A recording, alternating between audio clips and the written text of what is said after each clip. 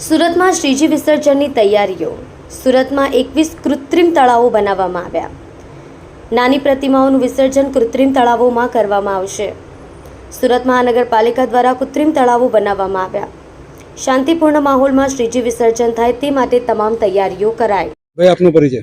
ધર્મેશભાઈ લાપસીવાલા, હિન્દુ મહોત્સવ charitable trust પ્રમુખ.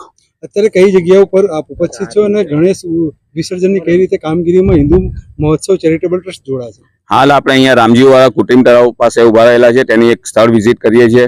મહાનગરપાલિકા દ્વારા 21 કૃત્રિમ તળાવોનું નિર્માણ થયું છે. આ 21 કૃત્રિમ તળાવોમાં પીઓપીની મૂર્તિઓ તેમજ નાની 5 ફૂટની નાની મૂર્તિઓનું વિસર્જન કરવામાં આવશે. આ ઉપરાંત હિન્દુ ચેરિટેબલ ટ્રસ્ટ મહોત્સવ ચેરિટેબલ ટ્રસ્ટના કાર્યકર્તાઓ શું સેવા કરશે?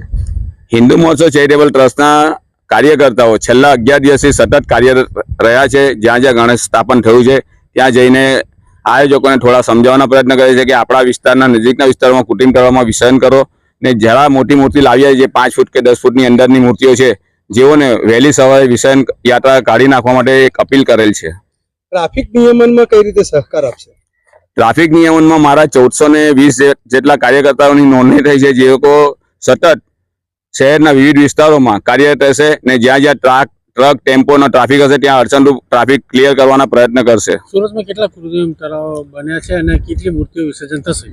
સુરતમાં 21 કૃત્રિમ તળાવો મહાનગરપાલિકા દ્વારા બનાવવામાં આવ્યા છે અને અંદાજિત 80,000થી ઉપરની મૂર્તિઓ છે, નાની મોટી મૂર્તિઓ મળીને, ને જેમાં હજીરા પોર્ટ પર 7,000 થી 8,000 મોટી મૂર્તિઓ અને નાની મૂર્તિઓ મળીને 15,000 થી 20,000 મૂર્તિઓનું વિસર્જન થશે.